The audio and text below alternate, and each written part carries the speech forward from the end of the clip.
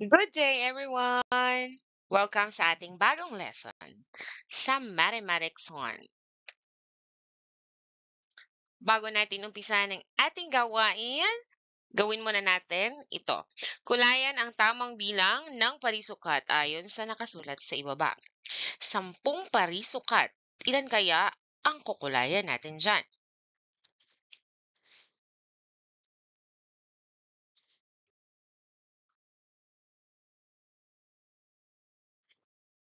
Kung ganito lamang, tama ka. May 10 parisukat. 4 na tatsulok.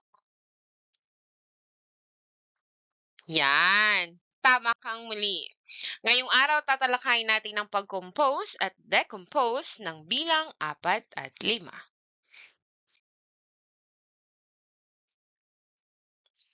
Ilang bola ang nakikita ninyo? 1, 2, 3, 4. Mayroon tayong 4 na bola. Ngayon, binigyan ko si Lito at Leo ng bola. Tingnan kung ilan ang binigay ko kay Lito at kay Leo. Ilan ang ibinigay ko kay Lito? 3. Kung gayon, ilan na lamang ang mapupunta kay Leo? Tama, 1 na lamang.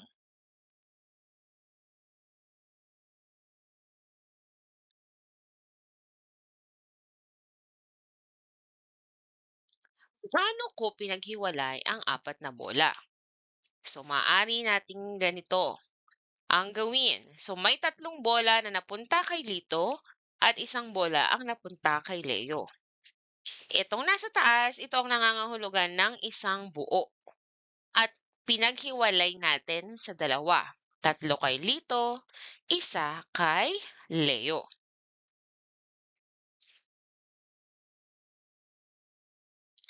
Ang paghihiwalay o paghahati ng bilang na 4 ay tinatawag nating decomposing.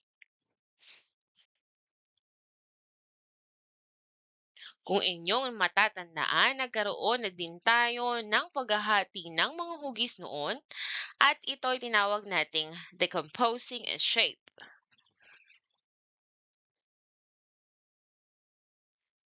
Paano kung 2 bola ang ibinigay ko sa kanila?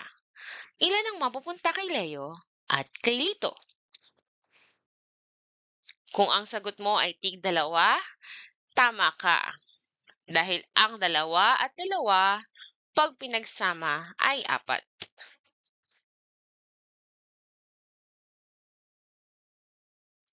So, ipinapakita sa ating unang paghahati na ang 4 ay maaaring hatiin sa 3 at 1 o maaari nating itong i-decompose sa 3 at 1.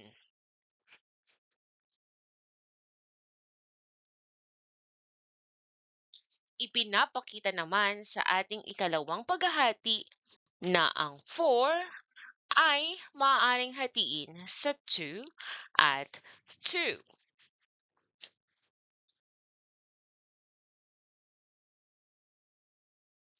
May iba pa ba kayong paraan para hatiin o paghiwalayin ang 4? Maaaring 1 kay Lito. Kung 1 kay Lito, ilan ang kay Leo? Tama, 3. So, maaari itong 1 at 3.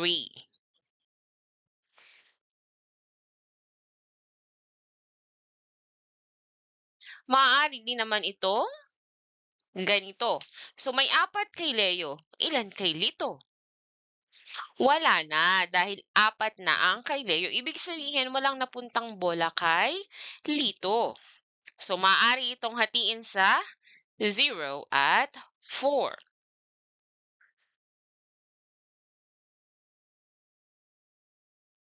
Maaari din namang kay Lito ang 4 at kay Leo ang wala. 4 at 0. Para i-summarize ang ating sagot, ang 4 ay maaaring mabuo o hatiin gamit ang sumusunod na bilang.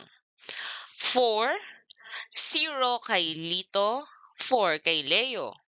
1 kay Lito, 3 kay Leo. 2 kay Lito, 2 din kay Leo. 3 kay Lito, 1 kay Leo. At kung 4 kay Lito, 0 kay Leo. Magbigay nga kayo ng inyong obserbasyon sa table na ito. So, ang bilang ng column ni Lito ay pataas ng pataas base sa ating obserbasyon. So, tingnan ninyo. 0, dagdagan ng 1, 1. 1, dagdagan ng 1, magiging 2. 2, dagdagan ng 1, magiging 3. At 3, dagdagan ng 1, magiging 4. So, makikita at mapapansin ninyo, ito ay pataas ng pataas. Ang bilang naman sa column ni Leo ay pababa ng isa. 4, bawasan ng isa, magiging 3. 3, bawasan ng isa, magiging 2. At 2, bawasan ng isa, magiging 1. At 1, bawasan ng isa, 0. So, 4, 3, 2, 1, 0. Ngayon, basahin natin ang mga bilang. Ang 4 ay 0 at 4. Ang 4 ay 1 at 3. Ang 4 ay 2 at 2. Ang 4 ay 3 at 1. Ang 4 ay 4 at 0.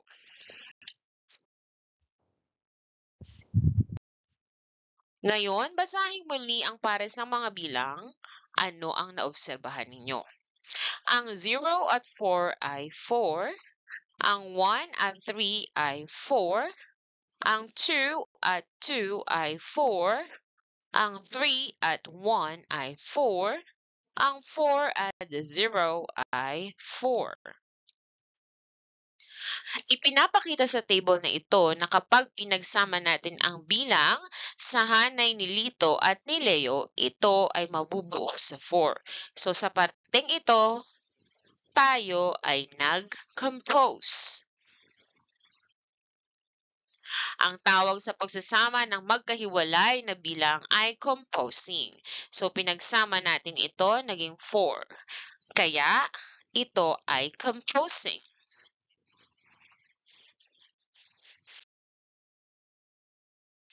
Kung inyong matatandaan, nagkaroon na din tayo ng pagbubuo ng mga hugis noon at ito ay tinatawag din nating composing.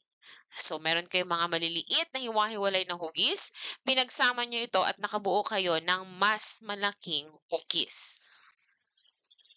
Kung naunawaan ninyo ang ating aralin, paano nga natin i-decompose ang 4 bukod sa 1 at 3, 2 at 2? So, maaari itong 3 at 1. Maaari din naman itong 4 at 0. At maaari din itong 0 at 4.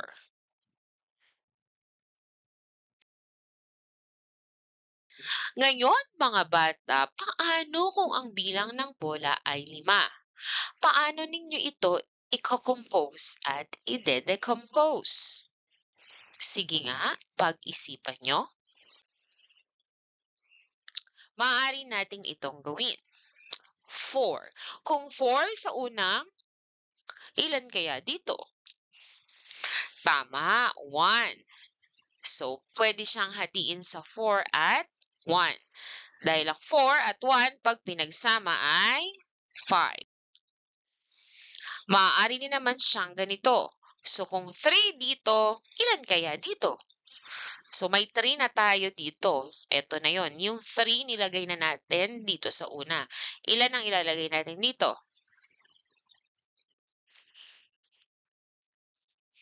Okay, tama. 2. Ang 5 ay maaaring hatiin sa 3 at 2. 3 and 2 makes 5. Pag pinagsama ang 3 at 2, makakabuo tayo ng 5. Ano pa kaya ang posibleng paghahati ng 5? Pwede rin ganito. 2 dito, ilan kaya dito sa kabila? So kung kinuha na natin yung 2 dito, Ilan ang ilalagay natin dito? Tama, 3. So, pwede itong hatiin sa 2 at 3 dahil ang 2 and 3 makes 5. Ano pa kaya ang posibleng paghahati dito? Pwede ring 1. Kung 1 ang nilagay natin dito, ilan kaya dito?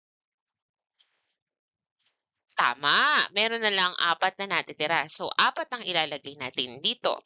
Maaaring hatiin ang 5 sa 1 at 4 dahil ang 1 and 4 makes 5.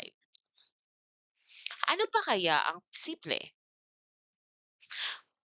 Yan, 5 dito. So, kung 5 na dito, nilagay na natin lahat, may ilalagay pa ba tayo dito? Wala na. So, ito ay 0 at 5. 0 and 5 makes 5. Ano pa kaya ang pwede? Yan, pwede nating pagbaligtarin.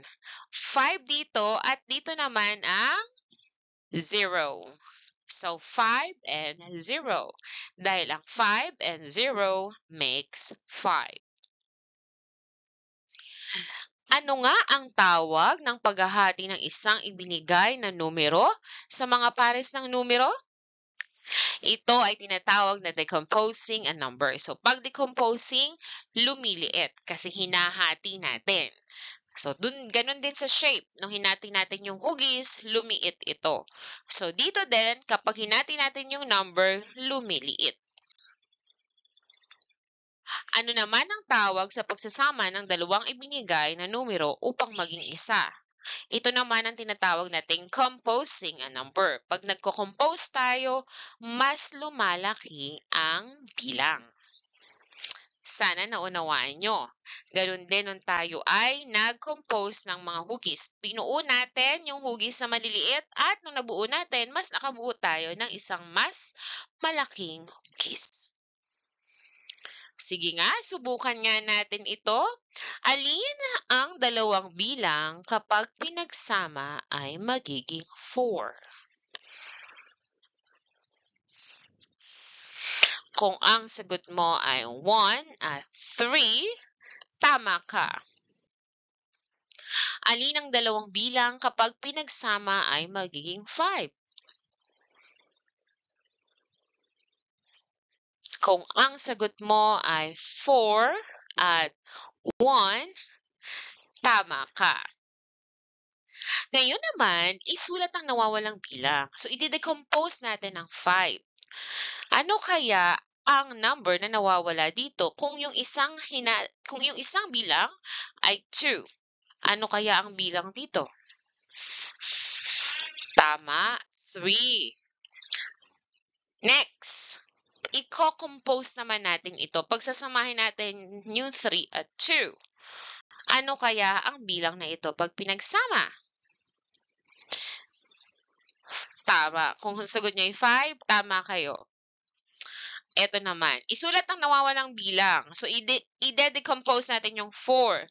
Nawawala yung kapartner nitong 2. Kung 2 yung isang number, ano kaya ang kapartner niyang number para maging 4? Tama, 2 pa rin. So, sana may natutunan kayo sa araw na ito. Muli, maraming salamat. Happy learning!